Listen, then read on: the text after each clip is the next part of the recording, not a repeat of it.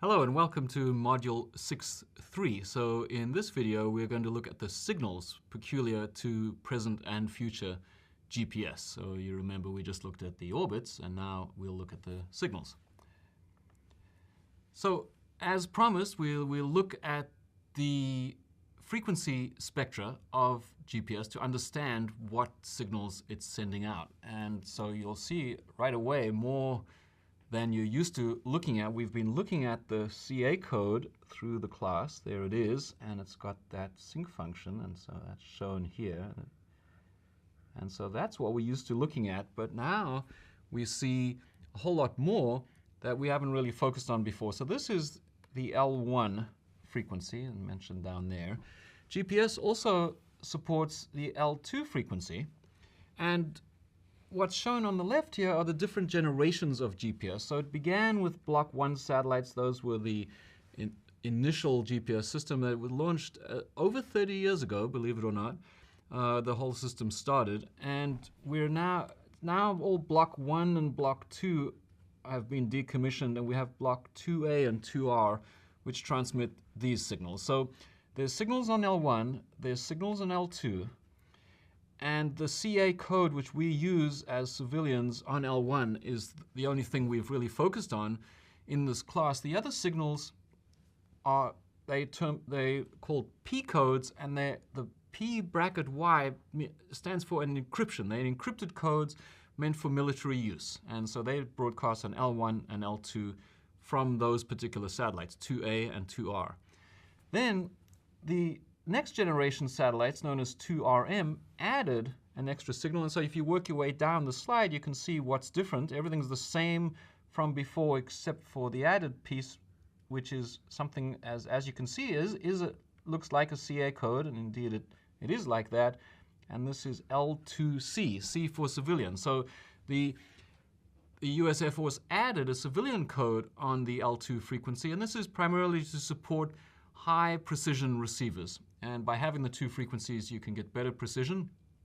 And the kind of receivers that do centimeter level accuracy almost exclusively are dual frequency receivers. So all cell phones, etc., are single frequency receivers at L1, and all the high precision receivers, like for surveying, etc., are dual frequency receivers that use L1 and L2. And then in the last few years, we've had Block 2F satellites. In a way, you could maybe think of this as the third generation of GPS, although it's a bit confusing because we are going to see something called GPS 3 come later. But nonetheless, Block 2F added yet another frequency, L5, and this is a non-encrypted code available to civilians.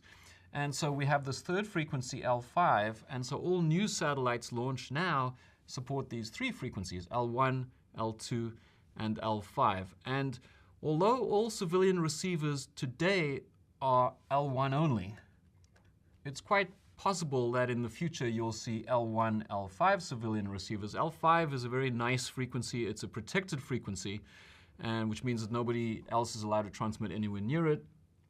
And because of its separation from L1, it has some nice properties. And so it's quite possible you will see dual frequency civilian receivers in the future to get higher accuracy. So that's something to look forward to.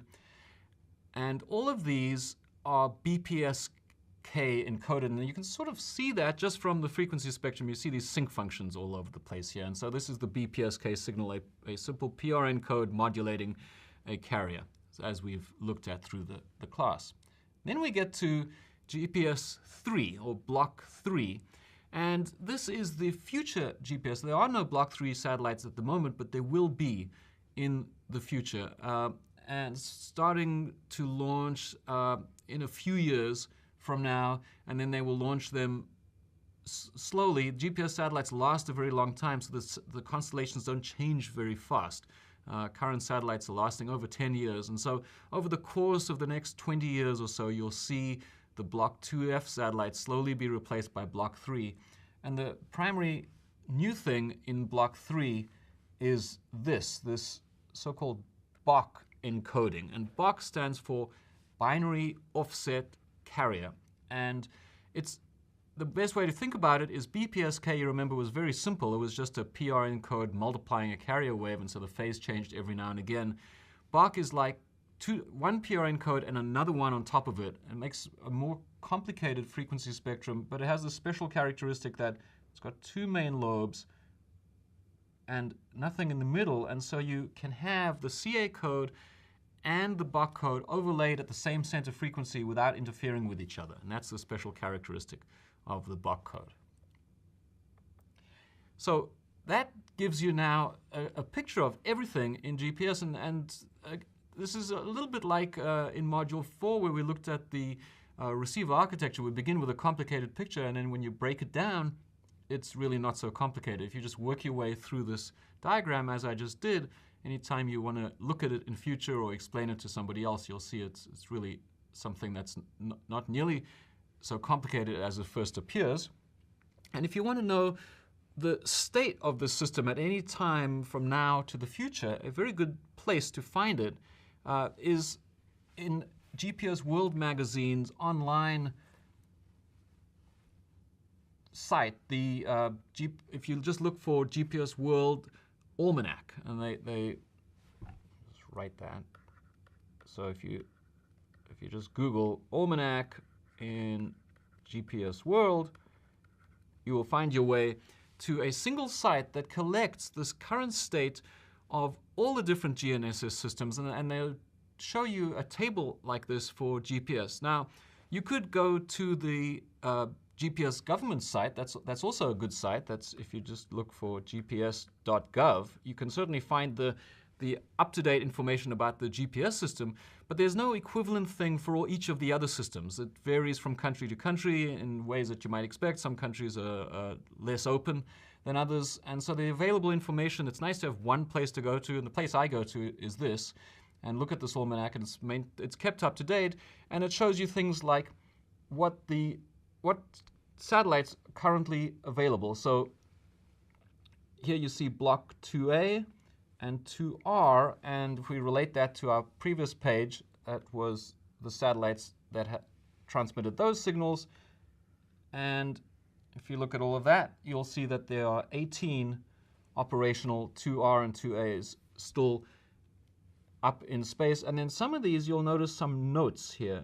There's a satellite number and some notes. Those notes, if you go to this page, explain what's going on, and you'll see that this column says usable, and there's a blank gap there. So this one's not usable, so why is it still mentioned? If you go look at the notes, you'll see things like that certain satellites have been taken offline but are being maintained in their orbits as online spares. So it's a satellite that maybe was getting old, but it's still operational, and it's maintained as a spare. So GPS has been maintained like this, and it's one of the reasons they've managed to keep so many satellites operational, 30, 31, 32, as I mentioned before. And then other things you'll see in these tables, they'll tell you which plane and slot. So you remember in the previous video, we looked at how there were 6 planes, and then the satellites occupy slots in this plane. So the address, if you like, in orbit of each satellite is shown there if you need to know that. And then the different types of satellites, as we discussed. So 2RM, which is the block of satellites that added the L2C code. There are 7 of those operational. And then block 2F, the latest that added the L5 signal. There are 6 of those. We add that all up. There are 31 operational GPS satellites. So that's the end of looking at what characterizes the GPS signals, and we're going to do the same thing for each of the other constellations through the remainder of this module.